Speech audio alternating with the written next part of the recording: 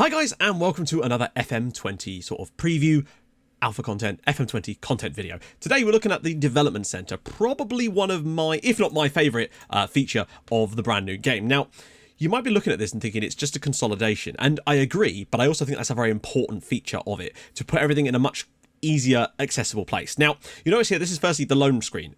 I always found this was a bastard to find, and now it's much more easy. It's one of the first things you're presented with on this screen. It will also provide you with suggestions of players that you want to go out on loan. In this case, you can see Tyrese Francois, Timmy Abraham, and of course Matt O'Reilly, very important players for Fulham here.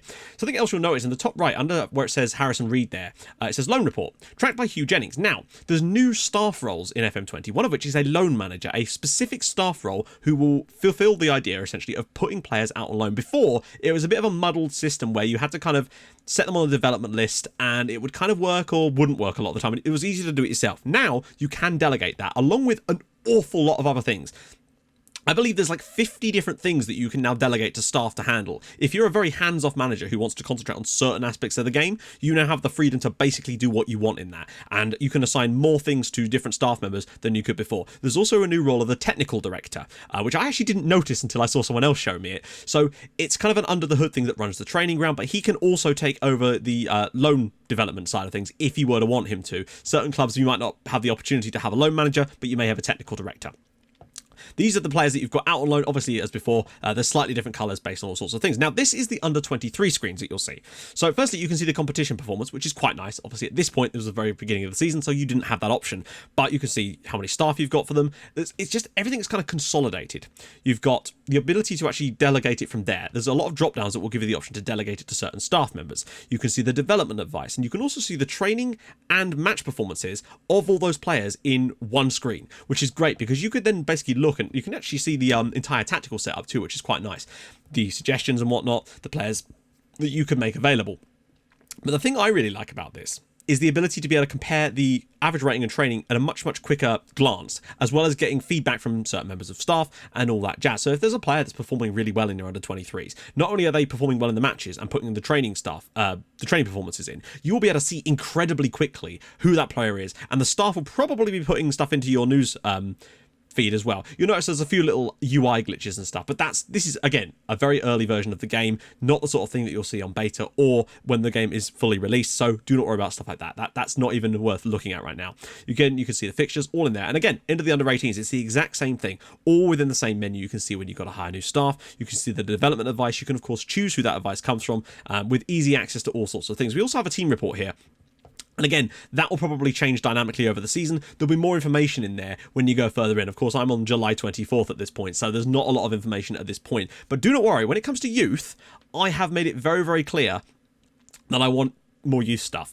And I think the development center when it comes to youth candidates is where this game takes it up to another level, because youth intakes this year are dynamic. And what I mean by that is that there's no set dates for them for a start. As far as I can tell, there's no actual set dates for youth intakes. You get the vaguest idea about when your youth intake is going to be, but more importantly, the information you're given starts in December. Even if the youth intake is like March or even April, which could change potentially because it did on one of my saves, you start getting information about those players as early as December 1st, maybe? I think it was sort of similar. Like you can see right now, it says every year in March. But this is June 24th. You're not going to get information just yet, but your head of youth development will start putting information on that side panel, as you can see. I've now switched over to a Stockport save. There's a preview report, basically, that shows you different stuff here. So it says we have an English goalkeeper that was going to be good, and you can see that that guy is still listed. We have one good goalkeeper from English, and a terrific group of players, Golden Generation. You start seeing little bits coming through on this, and I'm just showing you sort of little transitions of what you can expect. You'll notice that they change overall. I started going 2 weeks into the future each individual time, and you'll notice that things will basically vary. One week it might be saying that you're going to have a golden generation, the next week it might be saying that that's not the case. You'll also notice now it doesn't actually say it here, but there are some instances where it might say that we found there's a good player that we're looking at from, say, Middlesbrough. Now obviously if you're Stockport County like I was here, that's not going to be the case.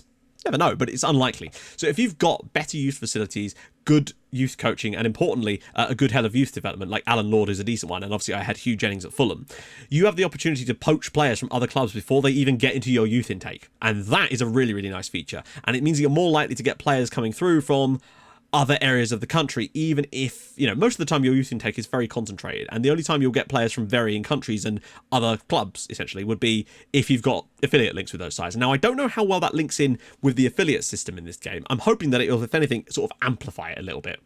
But you can see that it says there's a healthy number of new fullbacks in the pipeline. But then when it switches over, some stuff has changed. Now it's saying a terrific group of players, golden generation.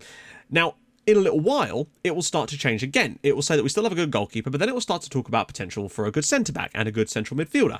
And this is what I really, really like. You kind of get an idea of what you might potentially get before you actually get it, which is good for long-term squad planning, and it's just a nice little surprise, really. It saves it being one day that just changes everything. You kind of get an idea beforehand, and that's really, really nice to see. You can see now it's saying a young English defender centre right from Stockport who has caught the eye. These are the kind of players that, you notice the goalkeeper one has now disappeared, so we may or may not be getting that goalkeeper for now. For all we know, the goalkeeper has been poached by another club and we never hear from him again. But it might just be that he's taken a little downturn in the form of playing in the under-14s or under-15s or whatever, and instead we're now looking at potentially a very, very good centre-back. It will constantly change. The other useful fact is, for example, say your team is in desperate need of wingers and you want to bring through some young wingers. Right here it says, where does it say it? Next crop of wide midfielders do not look like great prospects. So you can kind of go, all right, this youth intake is unlikely to feature any amazing wide midfielders. So it makes more sense for us to start looking from other clubs, potentially for some actual transfers, whereas rather than relying on our youth intake. However, when you're seeing it saying that there's a big English central defender who's caught the eye, you might think twice about perhaps going out and signing a new young central defender if perhaps you're expecting to get one through the next game. You can also see now that says we should be really optimistic about this group of young players. The expectations have been tapered slightly because perhaps that goalkeeper that we were looking at before has either left and is no longer with the club, and instead perhaps the crop isn't going to be quite as good as it used to be. It seems to me that that last option in the green, which again, if you've got a poorer crop of players, might well be into the orange section. I haven't seen any red yet, so I don't know if that's actually how it goes or whether that's just a side issue there. But again, it says most of our strikers coming through look like they fall short of the standard required. Which means, again, you could be like, all right, so now we need to go out and look for some potential strikers. And also, importantly, I believe that the better your head of youth development is, so in this case, Alan Lord, the more likely you are to be able to poach players from other clubs. I don't know what's attribute that requires, but I do think it's important because now you can see we have what looks like a top prospect in the centre of midfield coming through. It doesn't say anything specific about him, but that's not something that was there the entire time, I don't believe. So again, you can start to go, all right, so maybe we don't need to sign a new player in the centre midfield. Maybe we can see what this guy's going to be like. Now, sometimes it will literally say that we found a player at Middlesbrough that we really like, and yeah, now you'll see it's saying that we've got the English goalkeeper, but it's dropped the thing about the centre-back, but we still have the idea of a top prospect in the centre of midfield, and there is always the option, or not even the option, the chance that when it comes to the actual youth intake coming through, I was just going sort of 5 days at a time at this point, or 2 weeks in certain scenarios, there's always the chance that all of those things could come true. When I did it with Fulham, it was expecting us to get a load of decent stuff, and then unfortunately we ended up with none of them. But with Stockport here, as you can see, on several different occasions it's talked about a good player in this role or in that role. Now it says we have one young good English midfielder / attacking midfielder centre from Stockport who has caught the eye. Now to me, that is a sort of a continuation of we have what looks like a top prospect in the centre of midfield. It's kind of like saying, it's almost like it's developing a clearer picture. And one of the reasons I was keen to do this sort of, not even an experiment, a look at this on a weekly basis is because I wanted to see how much this would actually change. Now, a lot of people reported seeing a player who was from another club who would appear in there. And again, this definitely happened. But then he would disappear, then he would come back, then he would have two players, and then he would come back. And then when the actual youth intakes come through, you'd maybe only get one of those players. But I just really like the idea that there's more stuff going on under the hood than the game just randomly generating a set of players at any one time. I feel like it makes it more like, there's more like it's almost like you're gambling with players. You're really kind of wondering what the wheel is going to spin for you this season. And now it's removed the attacking midfielder option. Now we've got the centre-back. But you'll notice the goalkeeper has completely disappeared from this now. For the last sort of 2 or 3 cycles, you've not seen anything from the goalkeeper in this, which means he's probably not going to be available. At least one of the goalkeepers looks like a great prospect, potentially, and now you can see the players finally come through. So this here is Steve Griffiths, the goalkeeper. But when you look towards the top, I'm going to look a bit further down first, but look towards the top. So, defender, Billy Bowden. That was the centre-back they were talking about. Then there's Connor Lakeland, who, I mean, we actually got 2 5-star players in this youth intake, which to me is a bit of an anomaly. So don't expect that every single time. But you can see the types of players it was talking about. The centre midfielder / attacking midfielder was Connor Lakeland, the defender was Billy Bowden, and I'm guessing the goalkeeper was either Steve Griffiths or the goalkeeper they were talking about wasn't in there at all and in fact left to go to another club, but you just don't actually find out about it. That's the way it certainly looks. You're presented with it in the same way, but when you look at these players, they are bloody good players. They come with some PPMs.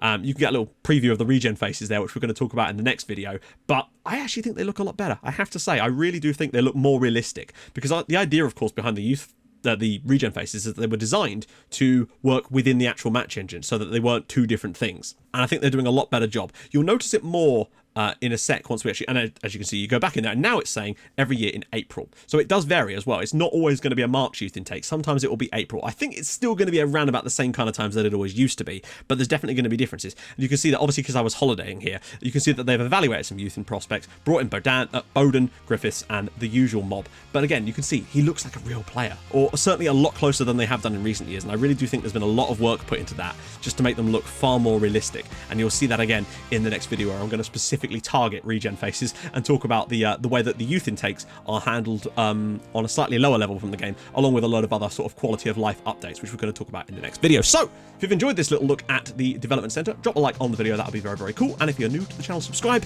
I'll see you guys in the next episode. Thank you so much for watching. Bye bye.